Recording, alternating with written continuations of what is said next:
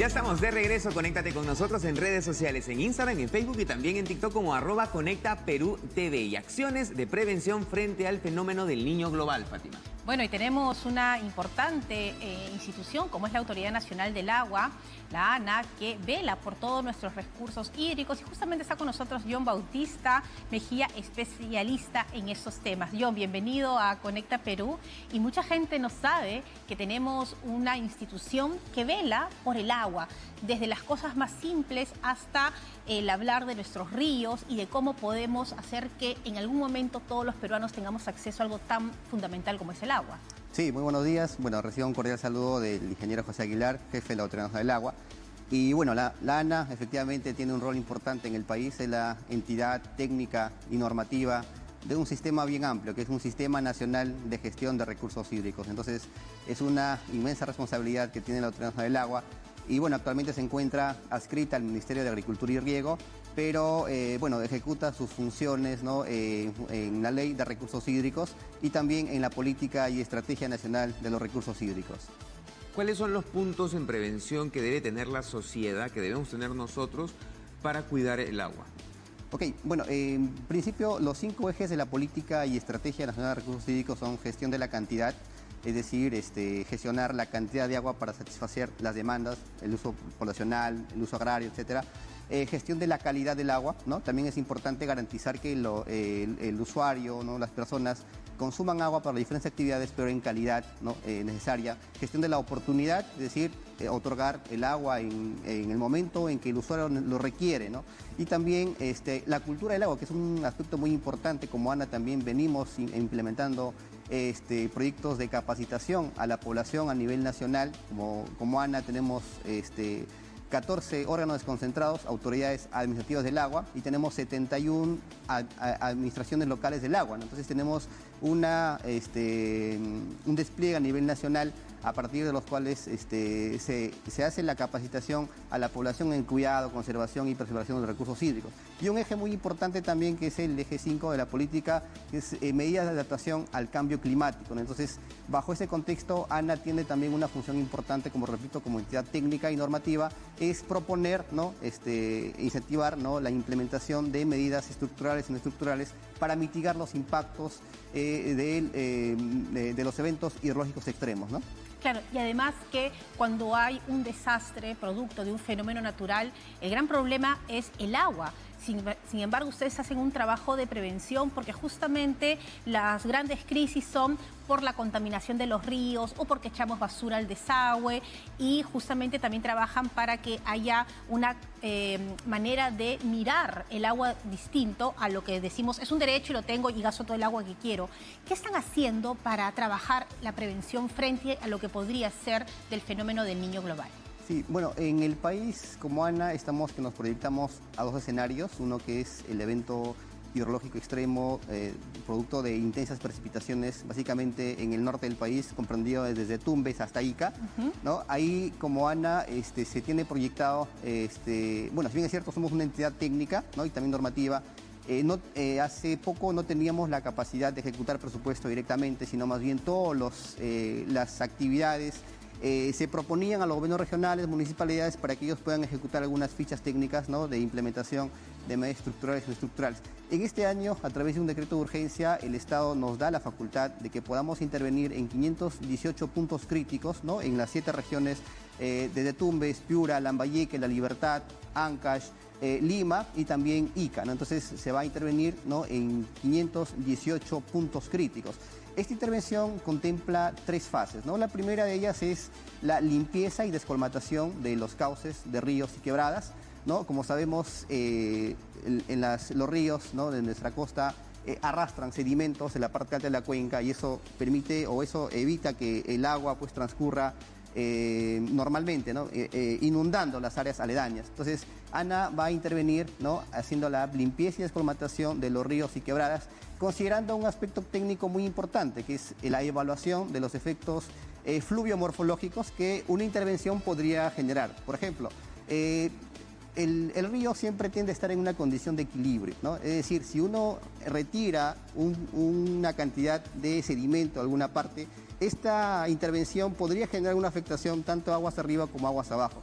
Entonces, como ANA, como una entidad técnica, repito, se están considerando aspectos técnicos muy importantes para intervenir en la limpieza y descolmatación de los cauces de los ríos en el país. Otro eje de intervención es la adquisición de maquinaria, ¿no? Si bien es cierto, cada año como país, ¿no?, estamos ante, bueno, tenemos inundaciones constantes, ¿no? Y estamos pendientes siempre de la falta de maquinaria, ¿no? Entonces, ANA va a adquirir maquinaria, las cuales se destinarán a las 7 regiones priorizadas, en este caso desde Tumbes hasta Ica. Y otro aspecto muy importante que es la construcción de barreras dinámicas, ¿no? Como sabemos, en el 2015-16 ANA hizo una intervención en Lurigancho, Chosica, donde ejecutó la construcción de mallas dinámicas, es decir, barreras dinámicas en las quebradas para contener el material sólido que el Huayco genera y poder evitar o poder mitigar el impacto hacia la población en la parte. Entonces, se tiene proyectado intervenir se tiene proyectado replicar esa misma experiencia en 21 quebradas en Lima Metropolitana y también en la provincia de Palpa, en Ica, ¿no? ¿Y activar estas 21 quebradas, en cuánto tiempo lo tienen más o menos estimado hacer? Se tiene proyectado culminar las actividades hasta la quincena de noviembre de este año, de manera que eso nos permite estar preparados, ¿no?, desde enero, febrero, marzo, ¿no?, que son los meses de las lluvias intensas en el país y por lo tanto, pues como repito, mitigar un poco los impactos que la lluvia podría generar en la población. Ahora, es fundamental el trabajo que ustedes realizan con las autoridades, ¿no?, los municipios y los gobiernos regionales, quienes muchas veces, y ahora hemos visto con estas nuevas autoridades, en algunos casos se sorprenden con lo que pasa, pero ustedes que tienen los estudios y las autoridades se pueden acercar a la ANA para asesorías, para saber qué está pasando y proyectar juntos y que no tengamos problemas para el verano del 2024. Sí, como repito, desde el año 2016, incluso mucho antes, ANA viene identificando puntos críticos, ¿no? Un punto crítico es aquel punto específico en el río La Quebrada donde existe posibilidad de inundación, desborde, etcétera. ¿No? Entonces, ANA viene identificando puntos críticos y a través de fichas técnicas referenciales se los otorga a los gobiernos municipales, ¿no?, a los gobiernos regionales, para que ellos, en la medida de sus funciones de ejecución presupuestal, puedan implementarlas, ¿no?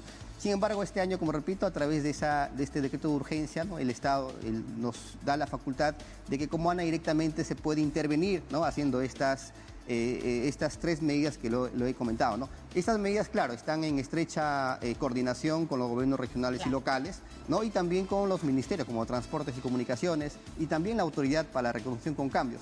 Esto a fin de evitar, ¿no?, duplicidad de intervenciones en algunos tramos específicos, ¿no? Por ejemplo, Autoridad para Reconstrucción con Cambios tiene ya definir los tramos específicos donde va a intervenir. Entonces, ANA ha cogido otros puntos de interés, pero que no se superponen a los que ya intervenía RCC. Y también se ha coordinado con el Ministerio de Transportes y Comunicaciones para hacer esa articulación que como país necesitamos, ¿no? Y con los estudios que ustedes ya tienen preparados, ¿hay algún tipo de advertencia para los municipios? Sí, la advertencia es que, bueno, en principio, como repito, se ha trabajado en forma coordinada, se han elaborado las fichas técnicas referenciales, ¿no?, a partir de cuál se va a hacer la intervención, ¿no? Y la advertencia, la sugerencia o el llamado tal vez a los gobiernos locales es que mantengamos siempre la articulación para que podamos evitar, por ejemplo, que la población se siga asentando en faja marginal de ríos y quebradas, ¿no?, y así pues evitar una posible afectación en la época de lluvias, ¿no? Claro, ese es un trabajo coordinado. Justamente hace un momento hablábamos con el director de COFOPRI y decía, nosotros no podemos entregar título de propiedad si es que están en una zona vulnerable y recordemos que la naturaleza tiene memoria. ¿Cómo hacer como ciudadano común y corriente para apoyar el trabajo de la Autoridad Nacional del Agua? ¿Qué cosas seguimos haciendo mal cada uno en su casa que al final incrementa el trabajo innecesario, ¿no?, si es que trabajamos también con nosotros los ciudadanos? Sí, un llamado a la población es a respetar, ¿no?, las fajas marginales de los ríos y quebradas, también a cuidar la calidad del agua de los ríos, ¿no? Por ejemplo, a veces se ha identificado a personas que vierten alguna residuo contaminante al río, a la quebrada, contaminando el agua, ¿no? Y también, o también vierten basura, ¿no? Por ejemplo, también se ha identificado en el río Chillón, ¿no?, algunas personas que botan desmonte, ¿no?, de construcción a los ríos, alterando el cauce, ¿no? Entonces el llamado es que a la población en general a que cuidemos nuestras fuentes naturales de agua y también, por otro lado,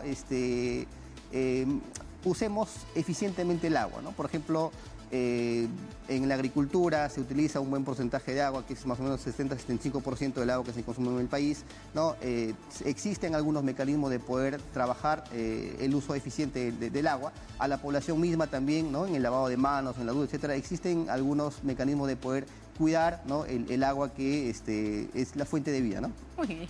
Joe, muchísimas gracias por estar con nosotros conversando esta mañana. Temas muy importantes sobre el cuidado del agua. Así es, y ya lo saben, todos somos parte de los problemas del país y todos estamos llamados a ayudar para las soluciones. Gracias a John Bautista Mejía, especialista de la ANA, la Autoridad Nacional del Agua. Nos vamos a la pausa, ya volvemos, no te muevas, esto es Conecta Perú.